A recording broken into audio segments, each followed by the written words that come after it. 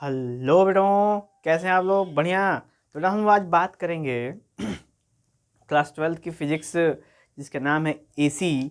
AC माने बेटा air condition नहीं, एसी मतलब एयर कंडीशन जिससे चलता है वो। तो आखिर एयर कंडीशन कैसे चलता है? तो एयर कंडीशन चलता है बेटा एसी से। कहोगे ये क्या हो रहा है सर? तो बता दूं मैं कि एसी एक का मतलब है एयर कंडीशन और दूसरे एसी का मतलब बेटा ऑल्टरनेटिंग करंट। ठीक है, दोनों अलग अलग चीज़ें।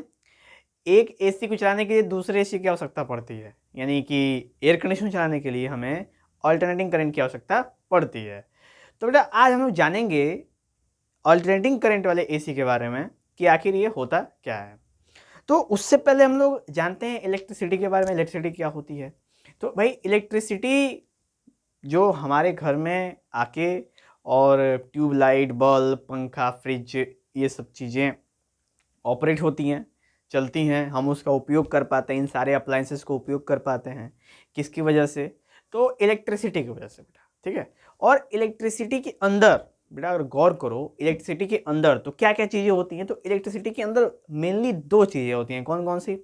एक होता है करेंट और एक होता है पोटेंशियल। गौर करना बेटा, एक होता है करेंट और एक होता है पोटेंशियल। अब पोटेंशियल की बात तो करनी नहीं है हमको, तो करनी किसकी है? करेंट की। अब करंट की बात करेंगे तो करंट होता क्या है? तो करंट होता है the flow of charge per unit time is called current. The flow of charge per unit time is called current. ये हो गया बेटा, the flow of charge per unit time is called current. याद है, बहुत पुरानी बातें हैं। आप कहेंगे कहाँ 3 बार रिपीट कर रहे हैं? क्योंकि बेटा इसके बाद ही तो मैटर स्टार्ट होता है। ठीक है, क्या है इसके बाद मैटर? तो इसके बाद मैटर है कि इस करंट को दो पार्ट में क्लासिफाई किया गया। किसमें? चार नहीं, दो दो पार्ट में क्लासिफाई किया गया है। कौन कौन सा? एक है एसी और एक है डीसी। कौन कौन सा बेटा? एसी और डीसी। एसी क्या है? तो एसी है बेटा अल्टरनेटिंग करंट, जिसकी चर्चा हम लोग कर रहे हैं। और डीसी क्या है? डीसी है डायरेक्ट करंट, जिसकी चर्चा भी हम लोग इसके साथ ही करेंगे। तो अब आपने जाना बेटा कि करंट के मेनली दो पार्ट होते हैं। कौन कौन से? एक एसी अल्टरनेटिंग करंट, दूसरा डीसी डायरेक्ट करंट। कोई दिक्कत? नो दिक्कत। अब हम लोग जानेंगे इन सब के बारे में, इन दोनों के बारे में, और उसके बाद स्टार्ट करेंगे हम लोग इस एसी चैप्टर को। और बेटा इसके अंदर हम लोग बहुत सारी चीज़ों के बारे में जानकारी करेंगे, जैसे कि ऑल्टरनेटिंग करंट से रिलेटेड जितनी भी चीज़ें होती हैं, स्पेसिफिक, नॉन स्पेसिफाइड, उसके एप्लीकेशंस, क्वालिटीज़, और भी जितने तरह के स्पेसिफिकेशंस यहाँ पे बनते हैं, जिसमें इम्पीडेंस आता है, एलसीआर सर्किट आता है, ट्रांसफार्मर आएगा, ये सब चीज़ें आएंगी। हम सबको बेटा इसके अंदर गौर करेंगे और देखेंगे कि इनके फंक्शंस क्या क्या होते हैं। तो शुरू कर जाए बेटा, आइए। तो सबसे पहले हम लोग देखेंगे यहाँ पे, तो यहाँ पे हमने इस चैप्टर का नाम तो एसी रखा है, क्योंकि बेटा आपकी क्लास में भी चैप्टर का नाम ही एसी हुआ है, यानी कि ऑल्टरनेटिंग करंट लिखा हुआ है चैप्टर का नाम ही। तो हम उसी चैप्टर की स्टार्टिंग करने से पहले यहाँ पे आपके सामने एक ग्राफ बना हुआ बेटा। ठीक है, इस ग्राफ में आपको एक लाइन दिख रही होगी बिल्कुल जो स्ट्रेट जा रही है, और ये दूसरी लाइन देखते हो बेटा जो जिग जग जा रही है। ठीक है, अब जिग जग वाली लाइन को क्या कहते हैं हम लोग? इसको कहते हैं वेव। क्या कहते हैं बेटा? वेव। तो वेव ऐसे ऐसे चलती है, ऐसे ऐसे, तो इसको वेव कहते हैं। और ऊपर वाले जैसे जैसे कोई मर गया हो तो बिल्कुल ऐसे नहीं होता बेटा। जब जैसे कभी आपने देखा होगा जो ईसीजी होता है हॉस्पिटल में, जब कोई हो जाता है तो उसका जो हार्ट बीट होता है कैसे होता है? बिल्कुल प्लेन हो जाता है। ठीक है, और फिर नहीं तो अगर उसके अंदर जिंदा होता है तो ऐसे ऐसे ऐसे करके उसके अंदर आगे बढ़ता रहता है। तो चलिए ध्यान देते हैं। तो यहाँ पे देखेंगे बेटा, यहाँ पे क्या है? यहाँ पे बिल्कुल प्लेन है, और इसको बोलते हैं हम लोग डायरेक्ट करंट। क्या बोलते हैं बेटा इसको? इसको बोलते हैं हम लोग डायरेक्ट करंट, यानी डीसी। यानी डीसी प्लस से निकलता है और माइनस की तरफ जाता है। डीसी के बारे में अगर जानकारी आपको हो बेटा, तो आपको मैं बता दूं, ये आपने देखा होगा बैटरी, ये बैटरी आप देख रहे हो बेटा, ये बैटरी है। अब इस बैटरी में क्या सीन है कि यहाँ पे बेटा ये वाला आपका प्लस है और ये वाला माइनस है। बैटरी ऐसी ही होती है, और इस बैटरी से बेटा डीसी करंट निकलता है। डीसी करंट माने कि डायरेक्ट करंट निकलता है। प्लस से हमेशा प्लस वाला पार्ट निकलेगा, माइनस से हमेशा माइनस वाला पार्ट निकलेगा, क्लियरली। ठीक है बेटा, उसके बाद हम लोग डीसी करंट, ये हुआ डीसी करंट। आपसे पूछेगा what is DC current? DC current means direct current, and it does not change it's polarity, यानी पोलैरिटी अपनी चेंज नहीं करता। ऐसा नहीं कि प्लस का प्लस का माइनस और माइनस का प्लस हो जाता है, नहीं। प्लस हमेशा प्लस रहता है, अब माइनस हमेशा माइनस रहता है, इस जिसको बोलते हैं डीसी। ठीक, अब एसी का क्या सीन है बेटा? तो एसी है जिगजैग, यानी वेव लाइक स्ट्रक्चर। और कौन सा वेव है बेटा? इसको बोलते हैं साइन वेव। साइन का ग्राफ कभी बनाना ना, साइन ग्राफ, तो कैसा कैसा ग्राफ बनेगा आपको, बिल्कुल इसी की तरह ग्राफ बनेगा। आप कहोगे ओहो ये तो साइन नहीं तो एसी है, नहीं, वो साइन ग्राफ ही एसी का एक पार्ट है बेटा, ठीक है। साइन ग्राफ की मदद से ही हमने एसी के वेव को क्या कर रखा है, रिप्रेजेंट करके रखा है। अभी आप देखो बेटा यहाँ पे जीरो है, ठीक है, और यहाँ से स्टार्ट हुई वेव की, तो पहले हाफ साइकिल के लिए प्लस देगा और दूसरे साइकिल के लिए माइनस देगा, फिर प्लस फिर माइनस। तो आप देख सकते हो बेटा कि इसमें पोलैरिटी चेंज होती है, यानी कि इस वाले केस में एसी केस में पोलैरिटी चेंज हो रही है, प्लस का माइनस और माइनस का प्लस। अब ये क्या सीन है, तो पहले अलग केस है किसे कि ऐसे आपने कभी ऐसे मान लो कि आपको मोबाइल चार्जर खोजना है प्लग में, तो आप कभी ये चेक करते हो बेटा बोर्ड में कि हमको मोबाइल चार्जर का प्लस वाला पार्ट बोर्ड के प्लस में खोजना है और माइनस वाला पार्ट माइनस में खोजना है, ऐसा ऐसा ऐसा ऐसा कुछ होता है? नहीं, नहीं होता है। क्यों भाई? क्योंकि वो होता है एसी, और एसी में प्लस माइनस की कोई इशू नहीं होती है, ठीक है। तो उसे ही इसीलिए हम लोग एसी कहते हैं। या कभी भी किसी भी मेन बोर्ड पे आपने देखा होगा जिसपे प्लस या माइनस लिखा हो, नहीं, कोई फर्क नहीं पड़ता। क्योंकि होता क्या है एसी करंट के अंदर कि एक बार जैसे दो जैसे सॉकेट होती है ना, आपने जैसे सॉकेट देखी होगी, यहाँ पे ऐसे घरों में ऐसे करके ये सॉकेट होती है, ऐसे बेटा 5 पिन सॉकेट हो गई।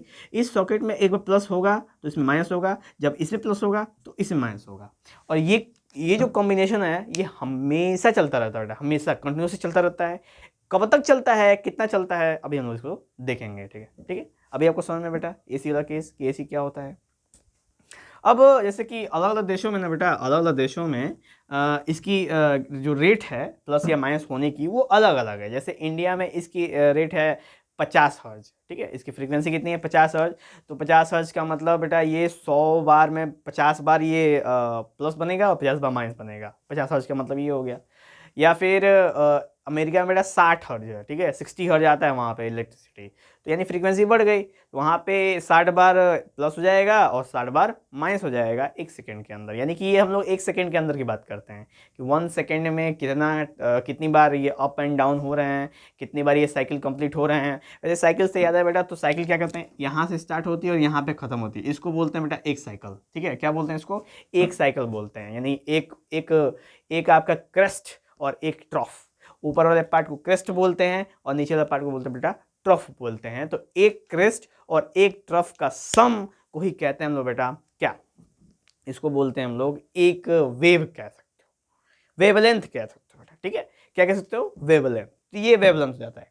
ओके, चलिए उसके बाद बात करते हैं हम लोग आगे। तो ये था बेटा एसी का पूरा इंट्रोडक्टरी पार्ट। अब इंट्रोडक्टरी पार्ट के बाद हम लोग आगे बढ़ते हैं इसको, ठीक है। वैसे बचपन से आप लोगों ने बस यही जाना है भाई, करंट होता है, बिजली होती है, छन से मार देती है, ठीक है, वो नहीं, वो बात की बात है, ज़्यादा सीरियस नहीं होंगे बेटा, ठीक है। चलिए अब हम लोग बात करते हैं, जैसे कि हम लोग पोटेंशियल को कैसे दिखाते थे, पोटेंशियल दिखाते हैं ईएमएफ से, ठीक है। तो ईएमएफ में यहाँ पे ई है, E is equal to E naught sine omega T. तो ये बेटा ये होता है पोटेंशियल का जो आप इक्वेशन है, मतलब कि साइन का ये पोटेंशियल का इक्वेशन है। एसी का जो भी इक्वेशन कैसे होता बेटा, ऐसे ऐसे होता था, ऐसे से graphical up down up down up down, तो उसका इक्वेशन है ये E is equal to E naught sine omega T. Sine क्यों है? क्योंकि स्टार्टिंग इसकी जीरो है और ये बिल्कुल साइन ग्राफ की तरह बिहेवियर कर रहा है, इस वजह से ये साइन है, ठीक है बेटा।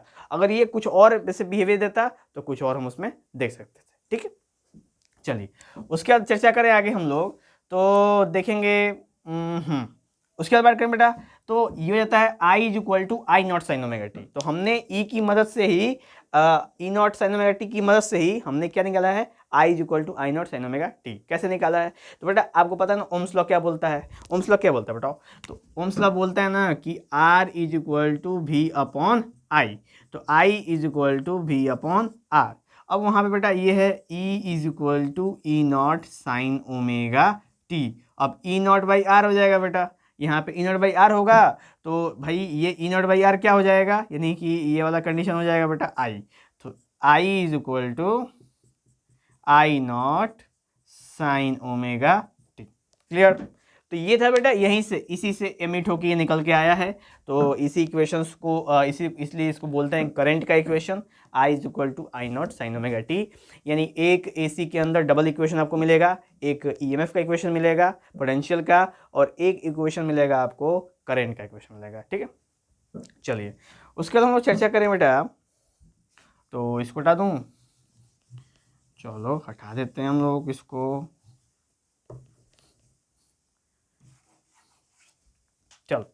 तो हमने बेटा यहाँ से ये देख लिया करंट का इक्वेशन और ईएमएफ का इक्वेशन। अब हम लोग कुछ बात कर लेते हैं इसकी चीज़ें, जैसे कि इसको कहते हैं हम लोग ना एम्पलीट्यूड। जैसे कि ये जितना भी ऊपर जाता है ना बेटा, यहाँ से सेंट्रल से जितना भी ये ऊपर डिस्टेंस होता है, इसको बोलते हैं परपेंडिकुलर जो डिस्टेंस होता है वो, उसको बोलते हैं बेटा एम्पलीट्यूड। तो एम्पलीट्यूड आपसे पूछे तो क्या बोलेंगे? Amplitude is the maximum displacement. यही बोलते हैं ना बेटा, बचपन सुनते आ रहे हैं कि एम्पलीट्यूड क्या होता है? सबसे जो मैक्सिमम डिस्टेंस वो कवर करता है कोई भी वेव अप या फिर डाउन में, उसको कहते हैं हम लोग एम्पलीट्यूड। ठीक है, चलिए, तो ये हो गया बेटा हमारे सामने एम्पलीट्यूड। Amplitude clear. इसका इक्वेशन क्या होगा? आई नॉट बाई ई नॉट, यानी आई नॉट और ई नॉट का रेशियो ही बनता है बेटा हमारा एम्पलीट्यूड। ओके, चलिए नेक्स्ट है टाइम पीरियड। टाइम पीरियड क्या होता है भाई? टाइम पीरियड होता है ना कि जैसे कि ये जो बेटा साइकिल है, एक साइकिल जितने समय में कंप्लीट होता है, मतलब एक ट्रॉफ और एक क्रेस्ट और एक ट्रॉफ, यानी कि एक ये और एक ये दोनों मिला के बनता है वेवलेंथ।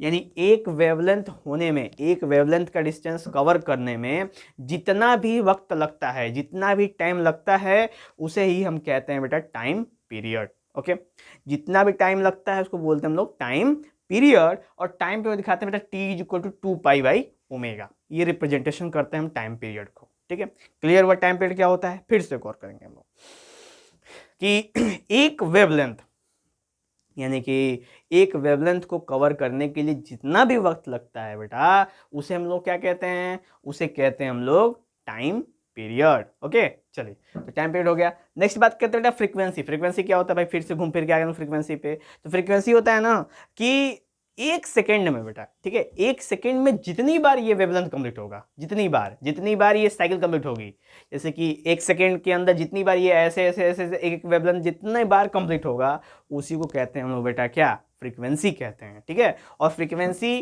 टाइम पीरियड क्या होता है? टाइम पीरियड का रेसिप्रोकल होता है। टाइम पीरियड का बेटा रेसिप्रोकल होता है कौन? फ्रीक्वेंसी। और ये हो जाएगा ω/2π। पहले 1/t हो जाएगा और 2π ओमेगा ऊपर चला जाएगा, तो ω/2π हमको मिल जाएगा आपका फ्रीक्वेंसी मिल जाएगा बेटा आपका इसका, किसका?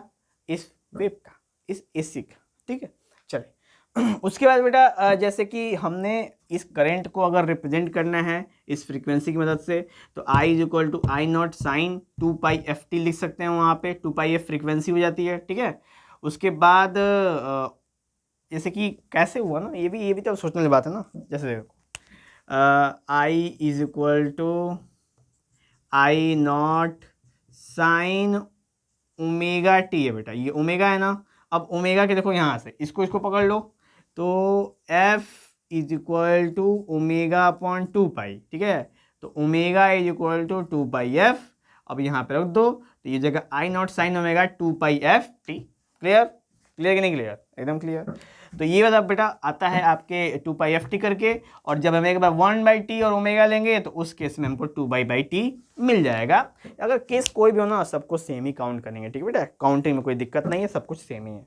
लो डस्टर करेंगे, चलो ठीक है।